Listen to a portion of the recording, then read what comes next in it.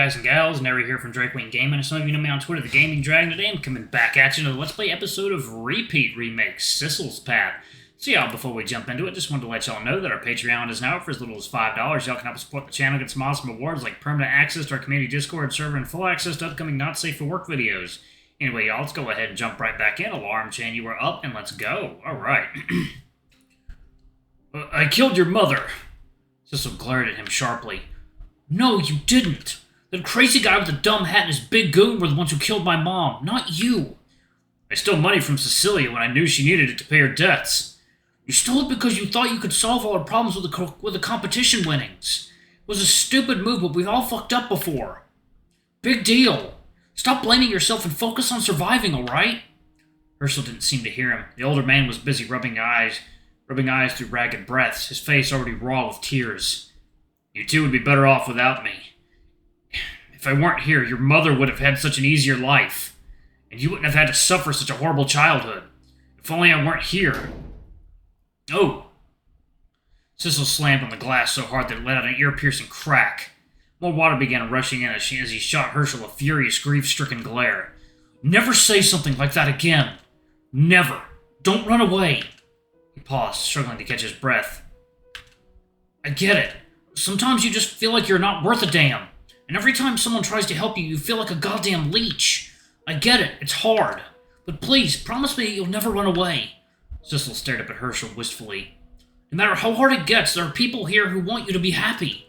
And despite that little voice inside your head telling you that they're better off spending their time on someone else, they chose to spend it with you. Isn't that a good thing? That even if we can't see it, something about us makes other people happy? I think we owe it to them to stay and face all the hard times together.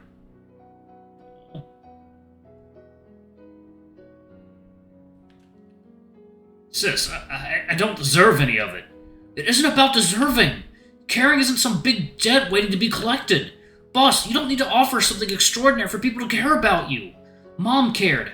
I care. And I think my world would be better with you in it. Sissel felt his vision grow hazy. His head was throbbing with pain. He fell back onto his seat, clutching his forehead. His voice slowed to an unfocused mumble. Did you really think I'd be happier with you dead? I just learned that I still have a family. Don't leave me alone again. Sissel. The world went black as Sissel slowly fell unconscious. Herschel was stunned silent for several long moments. He shook his head furiously. What was he doing? There was no time to mope. He had to focus on getting Sissel out of here. The water was already reaching up to their necks. Mentally kicking himself for letting things get this far, Herschel took a deep breath and ducked underneath the water. By this point, the water had filled up most of the truck. He struggled to hold Sissel's head afloat with one hand, while the other fumbled blindly into water for something useful. There! He had kept a small snow shovel in the back seat for rough winters. Dude, I am pretty sure you could probably muscle your way out of a window. You're huge. You look like a JoJo character. With some effort, Herschel struggled to bash the cracked windows repeatedly underwater. Take it now. He quickly grew dizzy and had to resurface for another breath of air. Diving back down, he tried again. Thankfully, this time he succeeded. The window finally shattered and more water rushed inside along with shards of broken glass. Herschel took one last deep breath of air before clutching Sissel tightly and carefully swimming out into the open lake. Herschel could feel the remaining glass cut into his sides as he cradled Sissel's unconscious body protectively out of the window. The truck had sank very deep into the lake. He could barely make out the light of the street lamps far above. The water was freezing. He could feel his muscles grow stiff as he paddled desperately towards the surface. He had to get Sissel out of here. They both had to get out of here. He still needed to apologize and... He couldn't face Cecilia like this. Herschel could feel his lungs burn as he struggled his way toward the surface with Sissel in tow. But it was so far away. He had to make it. He had to. Herschel hacked violently against the blackness as a rush of water suddenly entered his windpipe. He flailed desperately against the current, but to no avail. The world was fading quickly. With the last of his strength, he shoved Sissel as hard as he could towards the surface. Sissel, His last breath spent. Everything soon faded.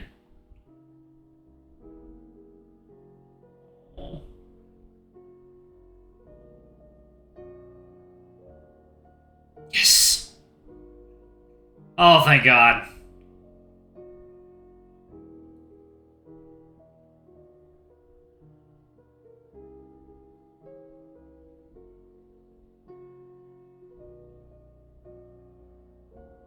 Oh my god.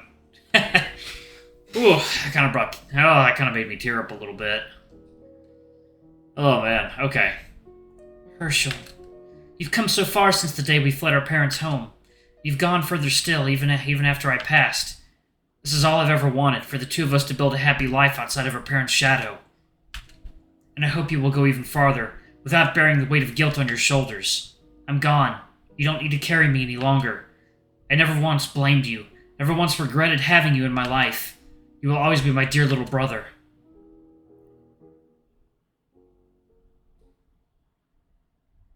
I waded into the icy black water of Bradley Lake, the cold cutting through my skin like a knife. Thrashing against the waves, I grabbed the unmoving mass floating on the lake's surface and dragged it back to shore. The mass was two people, heavy and still. Dread crawled up my spine as I struggled to heave them both onto dry land. Suddenly, rasping coughs filled the air as the two prone bodies struggled to refill their lungs with air. Relief washed over me as I collapsed next to them. Cecil! Herschel, are you two alright? They were both coughing up a storm, but thankfully still alive.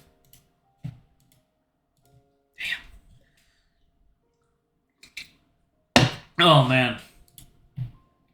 Cecil had a nasty bloody bruise on his forehead, and Herschel's sides were cut up and slowly bleeding, probably from the glass of the car window. Herschel sat up, shivering and spluttering, eyes half-lidded in oxygen-deprived haze. Cecilia? Huh? Oh, we made it. Cecil, is Cecil okay? Yeah, he seems okay, just catching his breath. It looks like he got hit over the head pretty hard. It'll be a while before he wakes up. I turned towards Herschel, all the stress from the last several hours suddenly spilling out. I was so damn worried. You two were under the water for so long. It's a miracle you made it out alive. I have no idea what I would have done if you two didn't come back. Herschel was shivering against the frigid night air as he checked over Cecil's prone body. Satisfied for the time being, he glanced up. What about those thugs who were chasing us? Where are they now? The one that was shooting at us during the car chase left after the two of you two fell in the water. I think he just assumed you two drowned. Owen said that thug was probably returning to the warehouse at the top of the hill where his buddy and Philip were fighting it out. I glanced down the road worriedly. Owen, he dropped me off here and then sped off to rescue Philip. Hope they're doing okay. Speak of the devil, the two of us jumped at the sound of an approaching motorcycle. I popped my head out from the bushes we were hiding behind to see Owen riding slowly down the road with Philip hanging limply in the seat behind him. I waved them down anxiously. Owen smiled and gave his passenger a gentle nudge. Hey, we're here. Philip lifted his head up tiredly. His black cat jacket was wrapped tightly around his left shoulder, dripping with something dark and wet. I rushed over to their side, a lump growing in my throat. Is everything okay? Oh, I'm just dandy, thanks. My shoulder's not as bad as it looks, just got grazed a little bit. I'd feel less embarrassed if I wasn't an idiot and twisted my ankle on my way out. Glancing down, I could see Philip's ankle hanging limply against the side of the motorcycle. It had a nasty purplish hue and had swelled up like an oversized thumb. Don't try to play it cool. You're a fucking mess. Hurry up and get better so I can yell at you properly for pulling suicidal stunts. Says the guy who decided to negotiate with a mob family. But you agreed to come with me. Well, yeah, it would have been dumber to let you go alone. Philip turned towards me curiously. I'm surprised that Owen ran into you and Cecil on his way out. What brought you guys here? Oh, it's a long story. We're afraid Cecil's boss might do something dangerous, so we ended up calling this informant who knows stuff about crimes and whatnot. He told us to hurry here tonight. An informant? Morse? Oh, so he can pick up his damn phone. Herschel limped out from behind the bush and approached us warily. Not to interrupt your little chat, but shouldn't we be worried about those thugs coming back? Owen flashed him a mischievous grin. Maybe, but they'll have trouble getting here. I managed to tail that black car without being seen. After that skinny guy got out and ran into the warehouse to help his buddy, I put his car on neutral and rolled it down a hill somewhere. He should buy us some time. Finally, some good news.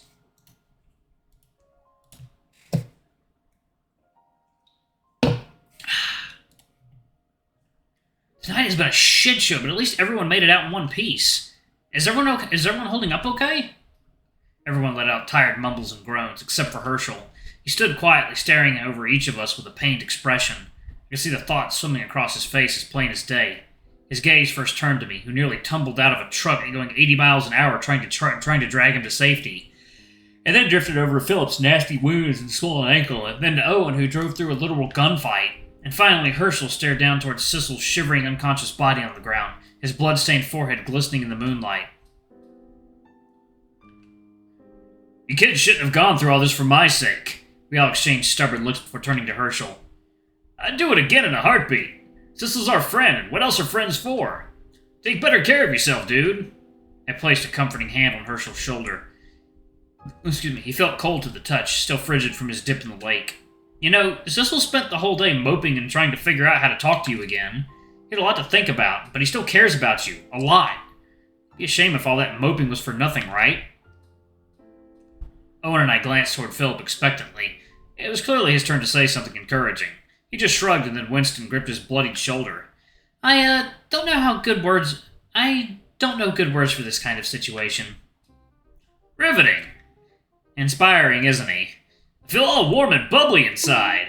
Owen let out a yelp as Philip shoved him off the motorcycle. All right, fine. Philip peered over Herschel's slouched figure warily. Don't get shot, dumbass. People care about you. That's not a bad thing. Wow. Philip, you're not allowed to give encouraging speeches anymore. What? I said you wanted me to stay. Not like that. If you want someone to give a good pep talk, go ask Jenny. I'm just here to make sure you don't do anything stupid. Herschel Winston hung his head low. Sorry. Philip stared at the older man carefully. We're not looking for an apology. Just treat yourself a little better next time, yeah? Herschel fell quiet.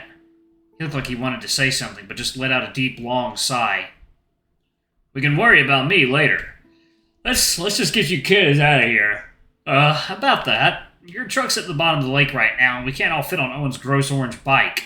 Everyone looked a bit lost. Well, I guess we could hide out in Bradley Woods for the night. Like a fun little camping trip? Owen, there are murderers hunting us. I refuse to be an idiot in a bad horror movie. Not to mention Philip and Cecil are both hurt. I think it's best we get them patched up as soon as possible. So, staying here is out of the question, huh? We could try to drive each of you back to Gerania one by one, but that could take hours. Not to mention we're not even sure if it's safe to go home. Those thugs see that you two are still alive. He suddenly froze at the sound of a car slowly approaching, its wheels grinding quietly against the gravel.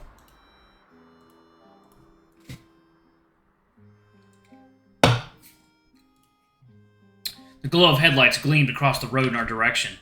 Hide! Everyone ducked behind the bushes and held their breaths. To my mild relief and nervousness, it was a gray car we hadn't seen before. The vehicle was rather shabby, with dents and scratches littered across its aged surface. The car slowed to a halt near our little hiding spot, and a tall man stepped out. A pair of hawk-like eyes gleamed in the night as he approached. Lift your phone GPS tracking on, kid. Please tell me you didn't break another limb. I'm not looking forward to another lengthy conversation with your mother. Philip poked his head out of the bush with a withered look. Well, maybe if someone actually picked up his phone... What? Dude, it's like 80 degrees outside. The man mumbled something under his scarf face. I'm taking measures to protect my identity. Do you also take constructive criticism? No. Where's the rest of your little group?